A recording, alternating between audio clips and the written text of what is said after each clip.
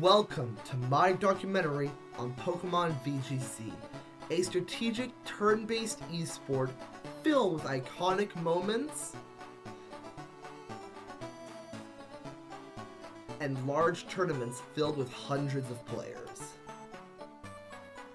In this documentary, I'm going to be interviewing 3 VGC players on their experience with the game and what they think about it, in hopes to motivate you to start playing. Without further ado, let's begin.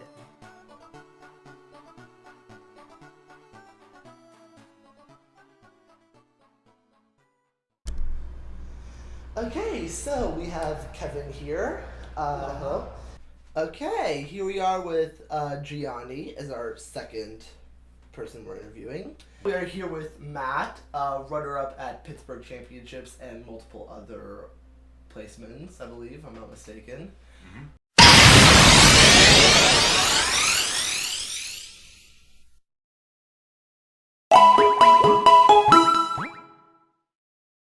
That's a good one. It's unlike any other game, really complex. Imagine a game of chess, except your opponent's pieces are completely different and you have no idea what kind of move they're able to do until they do it. Okay. So like 4D chess. And kind of like the added luck variable as well. Exactly. What I like about it, it feels like a mix of chess and sports. It's weird. Like, it's sports in a sense where you build your team and you have to build it with the idea of like, hey, what other teams am I going up against, and which players, or Pokemon in this case, are best to counter those teams, you know? And do I have enough flexibility in my team that they can handle everything? Can they are they stronger in this aspect of the game or another aspect? So that's where the team aspect comes in. And then the chess comes in where when you're actually playing the game itself, about anticipating movements or kind of like forcing your opponents into a bad position, right? So that's where the chess aspect comes in. So it's a nice weird mix of both. And obviously it scratches my math brain, so there's a lot of calculations and stuff in that involved too. So and that's what makes it enjoyable. It makes it very enjoyable because there's basically all things that I enjoy. Essentially, I'm not a big fan of chess, but you know, strategy. It's a lot of things that I enjoy put together. As a whole? Yeah, as a whole. Well, again, it's a metagame, but to keep it short, I would just say it's a whole different experience. It's,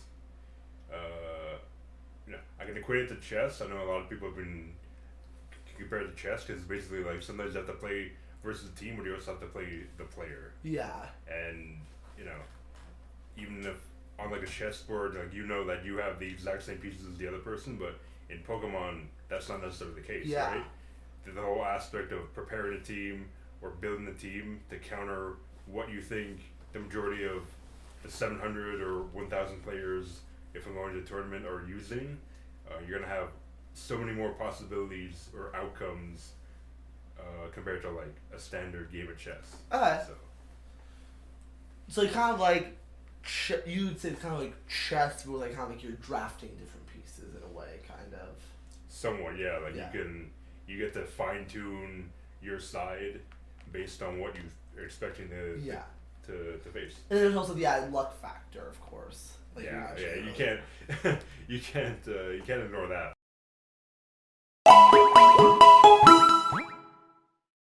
Well, I mean, I'm an OG, like I played since Red version, so before competitive even existed. Okay. I think the first competitive tournament was when I was finishing high school. Like, yeah, I'm older than VGC. Damn. But, Okay.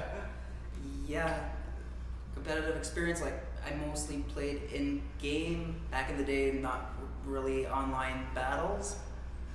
Started doing online battles back in the DS era, so X and Y, but it was mostly like the random singles battles, so not Okay. competitive.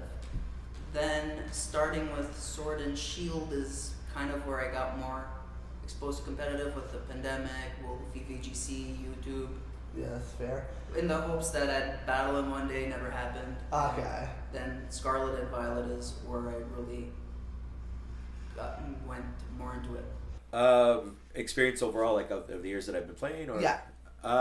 Well, I've been playing VGC since the end of Black and White 2, end of Black and White era, so to speak, because that's when I finally I got introduced to competitive Pokemon when I was in high school during Diamond and Pearl. Like a friend of mine would play singles, and I was like, okay, cool, I have fun with it.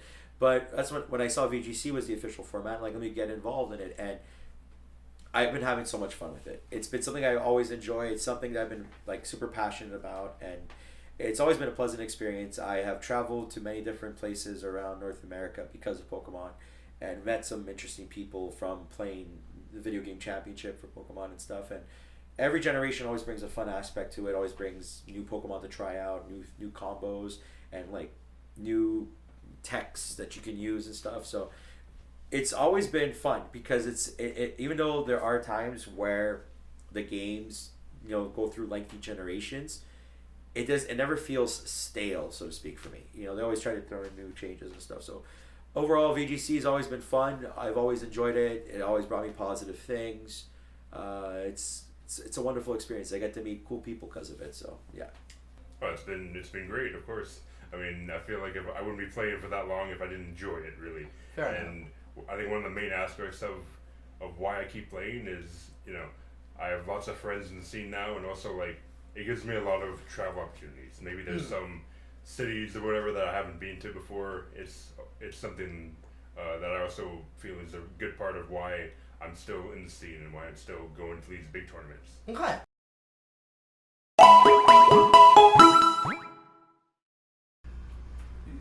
One sentence to get into competitive. Just have fun. Yeah. Convinced. Ooh, that's a good question. Convince them in one sentence to play. They've played Pokemon games before Okay. single player, but they have never played competitive Yeah. in the It- way. It pushes your skills as a Pokemon trainer.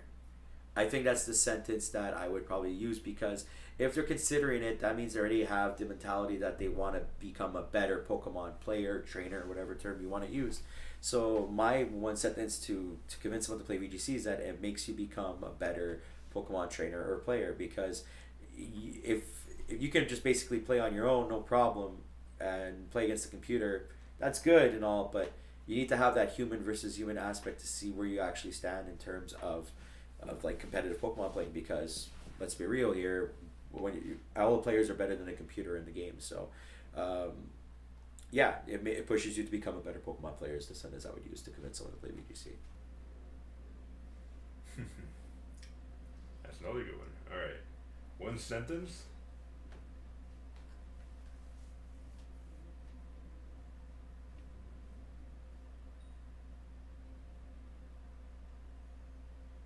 I would say go out there and have fun.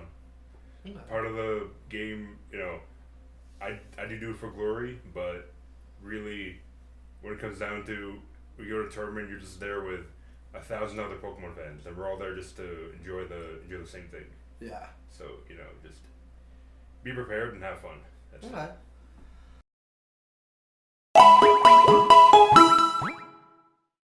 So I'd say most important is knowing your own team, Okay. because there's just so many variables. It's impossible to have something that could counter anything that's thrown your way. So by knowing what you have and how you could use it, it helps you develop your own style as well. So like knowing how to use your team well. Exactly. Okay. Like a team that's built by an expert, but a first timer is using it for the first time, versus an expert using a team of stuff that isn't common. Adaptability. You need to be able to adapt to not only what other people are playing, but what's given in the current scenario when you're playing a match itself. When you're playing a game, I mentioned before, there's curveball moments where they happen and stuff.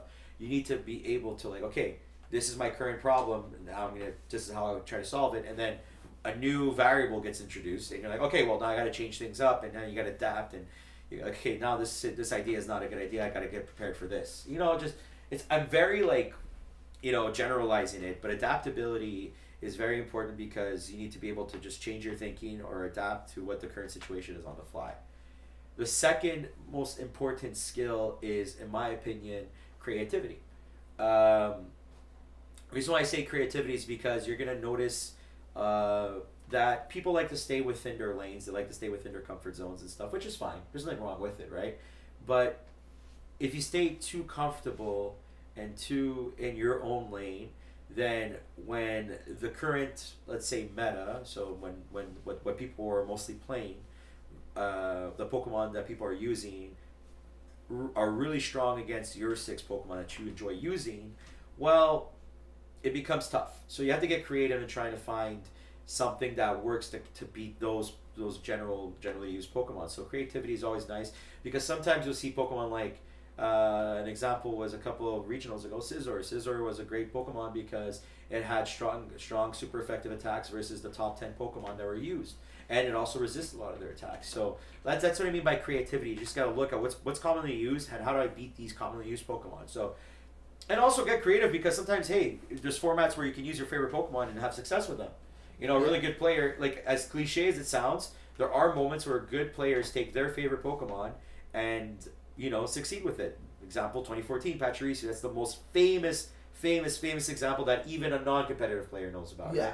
Right? But we've played competitive Pokemon. We know there's been more instances of Pachirisu, and it's not just Pachirisu. Yeah. But, you know, it will just use the Pachirisu example because it's the most generic one.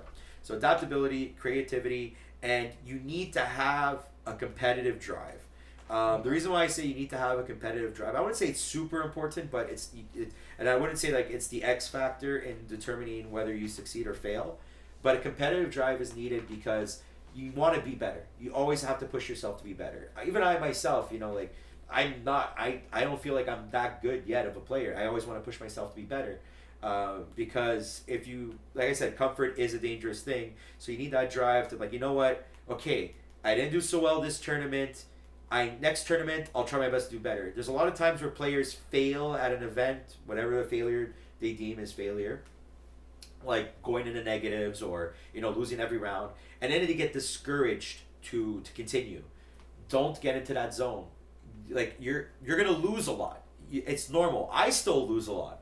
You need to learn that it's not just like losing is part of the process. So you need to have the competitive drive to push yourself. Like, okay, I'm going to fight through these losses, and then eventually these losses will turn into wins. So you need to have that drive in order to succeed. So competitive drive, creativity, and getting a 1.2 multiplier on your stat packs. Well said with the adaptability ability.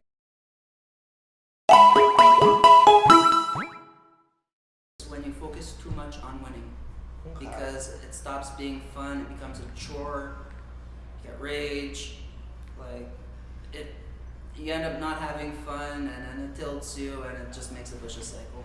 Okay.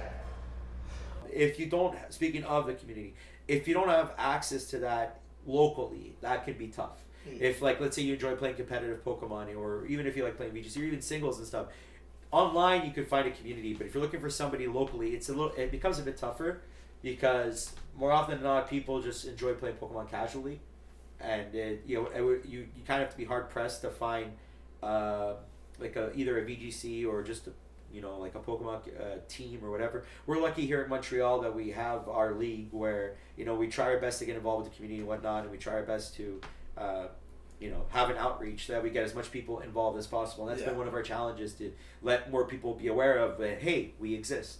So one negative aspect is if you don't have access to that community, it makes it tough to get involved. Another negative aspect is that, like the cost itself. Like if you can't afford the console, that's obviously a very big price point. Yeah.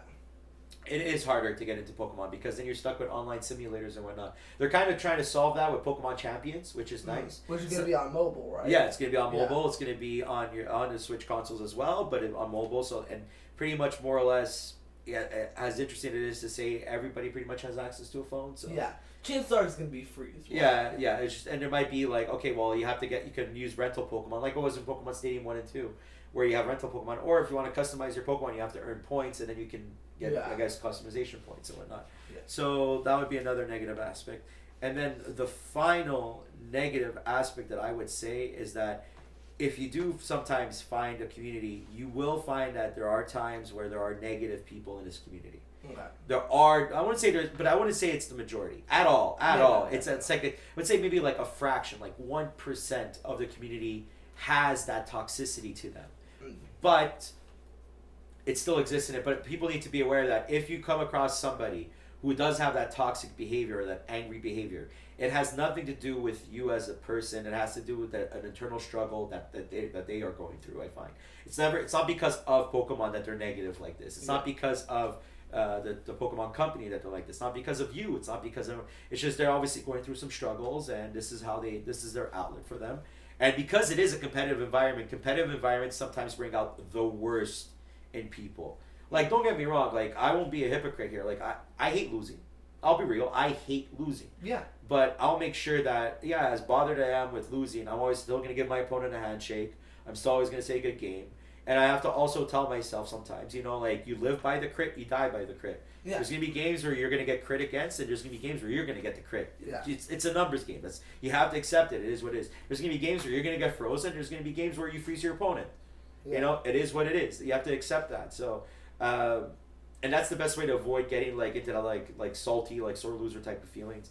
And I always have to remind myself, like, at the end of the day, like, whoever I'm sitting across of, it's just a game. My reputation and stuff, and my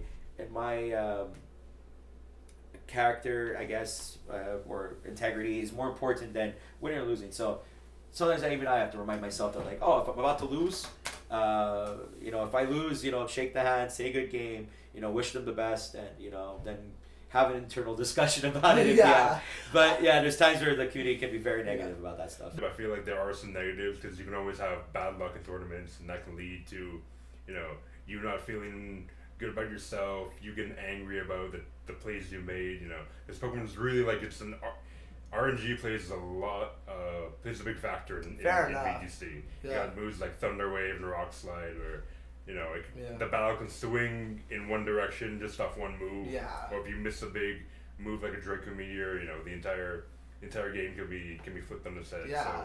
And also, in tournaments, who you play up against. Because even though tournaments are made so that the best player will always win, that's not necessarily true, because that quote-unquote best player can go up against more good players, whilst the lesser good players are getting lucky against. Like, there's luck ways for lesser good players to make it to the top. Right, for sure. Like, when you're talking, like, getting paired into someone in a tournament, you know, they could be running a team that's a good matchup for you or a really bad matchup. Yeah, you know? exactly. So you could bring a team to a tournament that you're really confident in, and then the first 2 or 3 rounds, you just play these matchups where you don't have that much experience against. You really don't have the tools to deal with them, and then all of a sudden it's like, hey, was this team really good? Because I just lost the first 3 rounds to this matchup that I didn't prep too well against, or you knew going in there that you didn't have a good matchup against. Yeah, It's exactly. like, well, you know, like the draw, I just, you know, instead of playing against the more popular teams that I prep more against, I played the road teams or the fringe teams that, you know, I was hoping not to play against, but, you know, Yeah. it happened.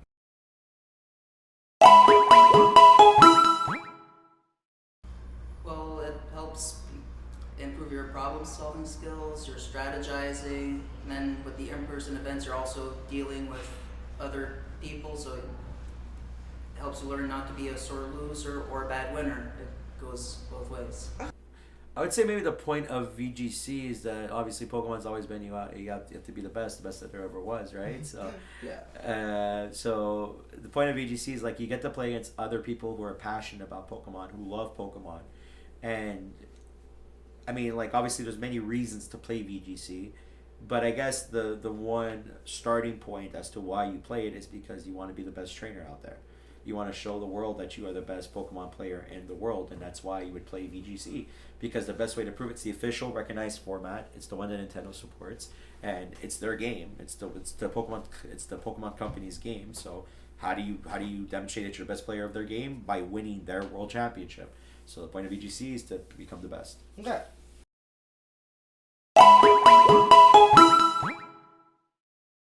Most interesting, just the different teams that people make. You never know what you're going to be up against, so always Okay. keeps you on your toes. I already touched on it, but the most interesting part is probably building teams. To me, that's my favorite part of the game. Is, you know, you can look at results from the tournament and say, okay, I know these teams are what people are using.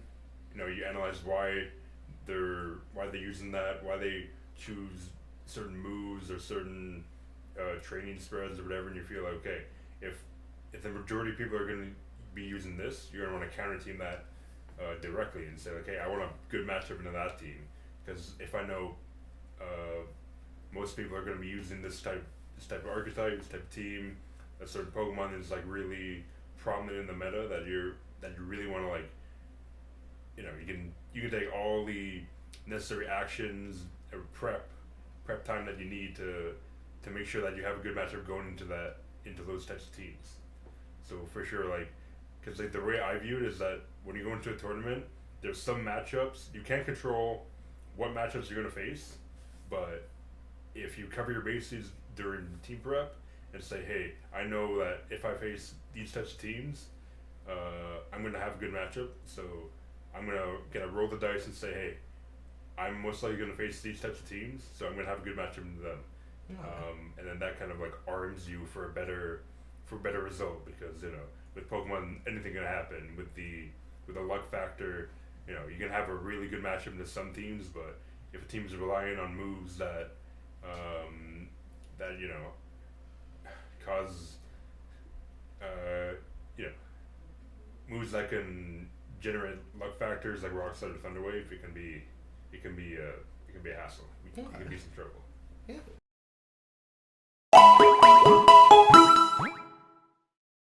Well, not so much as a favorite, but team style. So back in doubles and Scarlet and Violet, I often used Armarouge and Oranguru on the ladder. Oh. So everyone knows Indeedee Psy-Spam. It's like Indeedee Psychic Drain, but with Oranguru, I could manually set up the Psychic Drain. The Mental Herb lets me not get flinched, and then they both have Trick Room, so it becomes a guessing game who's gonna Trick Room, who isn't. And then with Instruct, it lets you do a double Expanding Force instead of a Helping Hand one. Yeah, I can imagine that not exactly being great, considering that on Psychic Terrain, Expanding Force is more powerful than Astral Barrage. What would you say is like the most experience you're the most proud of My favorite that team you've ever made? that I've ever made? Oof, that's a good one. That is a really good. Which team's? Okay, it was a weird team that I made myself personally. It was at the start of Sword and Shield, and the supporting cast of Pokemon around them I can't really recall, but I remember my core was Rotom Wash, Ferrothorn, and Arcanine. Oh, that's interesting. So the main reason why I ran these Pokemon is because during Sword and Shield there was the gimmick of Dynamaxing. This is for people who are watching this who don't know what it is. Dynamaxing is the Pokemon will become giant for 3 turns and hit these super strong attacks for 3 turns in a row. They'll have secondary effects. And they all have secondary effects as well. Correct. Yeah. So the reason why I ran Rotom Wash, Ferrothorn, and Arcanine was that I would put bulky or defensive items on these Pokemon and give them a bulkier stat pool to absorb these hits and pivot and kind of use them for predictions, like, okay, he's going to go for the fire move here, so I'll put my water Pokemon here. Oh, now he's going to go for the grass move here, so I'll put my grass Pokemon. So you could almost always resist. Yeah, always resist, kind of like, okay, insulate the damage that's coming in, you know, it's like that. Their 3 turns of Dynamax didn't do anything for them, so when my 3 turns are going to happen, I can capitalize on them. And the one benefit with Rotom Wash is that because he had Levitate as an ability, you also get your immunity to grounding. So you get a ground immunity as well. So it was basically a bunch of that. And these are bulky Pokemon in general. I had also Assault Vest on Arcanine, so to help with special defense stuff. Arcanine has Intimidate as an ability, so it helps also insulate physical damage and stuff. And I was doing very well in the ladder with that team that I was able to just bulk it up, you know, take these hits and then counteract. And then I think my other 3 Pokemon were probably Dragapult, because it was my dragon type that I would use a lot. And I can't remember the last 2. But I know Dragapult was one of them. And as I'm talking about it, it's coming back to me slowly. But and then obviously you ran. I was running as an ice Pokemon, Galarian Darmanitan, Okay. because of Gorilla. What was the ability called? Gorilla Rush. No. No, it's something like that. Gorilla- It's pretty much just an ability that acts as a choice band. Yeah, exactly. Gorilla Tactics. Gorilla Tactics. Thank Yeah. you. So basically, you use Choice Scarf, Gorilla Tactics, Galarian Darmanitan, just to have something offensive, and then another slow mon with Ferrothorn in case it was going up against a Trick Room team. That's what I think it was. Yeah. But that was my favorite team to use because it was something I came up with on my own that I didn't really use any guides for. I didn't use any pre-built EVs that somebody had and just copy pasted their team. Like it was a team that I put together that I did, and it was the first team that helped me get into that because that's when they changed up the ranking system and got into Master Ball rank. I think that was probably the first or second season of Sword and Shield competitive play where I was able to do that. So. Even though it's not like an iconic team, that would probably be my favorite team that I've ever used or created for. Okay. Wouldn't Dragapult be a bit of a bad choice because if we're talking defense, Dragapult tanks the elemental types, but you already have resistance. Yeah. to No. those. So which you're correct on. I was using that as my I have these three slower bulkier Pokemon. Dragapult would be my fast offensive. Oh, option. okay. So it would be That, more. Okay. Yeah, Glass Cannon. It was So just. it would be the Dynamax. Yeah, exactly. It was Dragapult, and my mentality was Dragapult, and not Darmanitan was just used as an offensive non-Dynamax option because choice items Yeah. were turned off when you Dynamaxed and stuff. So Was it just the nerf that was turned off, or the buff as well, or was the everything was just Okay. everything was turned off. You were able to choose all your other attacks now, but you don't have that 1.5 boost anymore. Yeah. Okay. Regarding whether it's physical attack or your speed. And Dynamax never boosted your speed; it just boosted your HP. Exactly. Uh-huh. So in my head, I'm like, okay, I'll use that as a non-Dynamax option. I'll use something else to Dynamax with, and Dragapult to be my more my Glass Cannon type of heavy hitter, and go from there. Probably one of my favorite teams just recently, but yeah. So back in September 2025, I placed second in the regional championships in Pittsburgh, and the team I used composed of a Trick Room team using Sinistcha, Hariyama, Kingambit, Primarina, Volcarona, and the last one was Archelagon. That Okay. team, the format was great for me. I feel like it was a low power level. There was no big, overwhelming legendaries, and that team really, really stuck to me. I was on that team maybe first week of the format, and I really grinded that team. I was okay. This is my sixth. These are Pokemon that I feel comfortable in, and it Okay. carried me all the way there. And yeah, that's pretty much it. Okay. Did you play in other tournaments with this team? I did for sure. So back in the first go around with the format the year before, it was more like a beta version of the team, but I took it to Baltimore Regional Championships. I placed I believe 71st there, Okay. and then I also brought the Toronto Regionals that same year, and I placed 39th out of 749 players. Okay, that's still pretty impressive. Yeah, so yeah, I knew the team had the potential, and then Pittsburgh was really the breakout tournament for that Yeah. team, and for me as well. So I assume Hariyama was kind of meant to play a role of Iron Hands, but slightly worse, correct? Discount Iron Hands, I would say, yeah, Okay, for yeah. sure.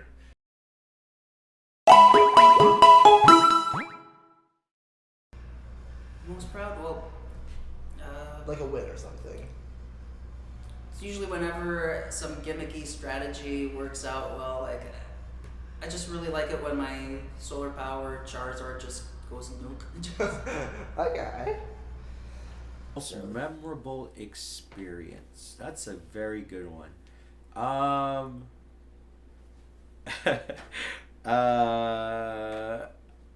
Can it be? I guess my most memorable experience was probably last year at Toronto, at the Toronto Regional, Okay. and there's a new next one's coming up soon. Yeah. Where I went in with zero expectations about it. I just wanted to go positive. Mm. And I ended up going positive in the sense of more wins than losses in my rounds. But I started off the tournament 4-0. And I never expected myself to start off 4-0. 4-0 losing or winning? Winning. Okay. I started off with 4 wins, 0 losses, and I Damn. saw my name first and second on the leaderboard standings for the first 4 rounds. My name Oh, was yeah. featured on stream and stuff. And that was pretty cool because I wasn't expecting. I had friends messaging me and stuff, telling me like, oh, we're watching. That's you, and stuff. And like, oh my god, yeah. And I'm like, oh, people are watching this, and they see me like, oh wow, you know. That was memorable for me because I found that super cool. Because I had friends of mine that didn't play VGC that are interested in it reach out to me and tell me and stuff. Unfortunately, from that 4-0 point, you go up against really, really, really good players. And you go against people who did the best. Yeah, in those 4 rounds. Exactly. And it's unfortunate because, you know, you start playing against, like, I played against Marcus Dion, who's probably, like, this, like, in my personal opinion, tied with Matt for being the best Canadian player right now. Okay. You know, like, so I lost to Marcus. You know, I lost to a couple of, like, good players. I beat another good player, so I was 5-2. And the last round that I'm playing against is what's his name? A guy that I lose to often. A guy who was like a professional VGC coach. I forget his name, and I got creamed by him round 1. A couple of regionals ago, before that in North Carolina in Raleigh, and I lost game 3 to him. A very close one. So it showed my progress from like getting creamed 2-0 by the guy to pushing him to a game 3 and you know, almost winning that game 3 close. But I ended up day 1 finished with 5 round wins, 3 round losses.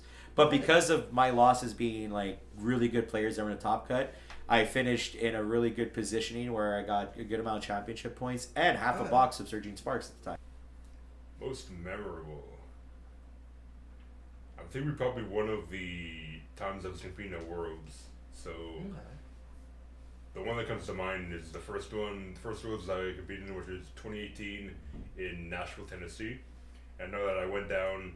We drove down there with some friends, so it was like 18 hours over across 2 days. Oh, damn. So it was like a road trip, kind of. Heck of a road trip to get there. Damn. And I don't know, just my first kind of like big tournament like that. I feel like there was like pressure on me there to perform well, but overall, like the experience, everything there, you know, we got players coming from all around the world, from Japan, Australia, South America, all that kind of stuff. Worlds is where you beat the best of the best, right? Because that's actually qualifying. That's it, yeah. Like even like, you know, a regional tournament in the United States, you know, you're going to see maybe the best people in that country, but Worlds is really like where, you know, if you want to prove you're one of the best, you need to have a good place in the world. Yeah. So that's exactly. Thank you so much for watching. I hope you enjoyed, and always remember, be the very best, like no one ever was.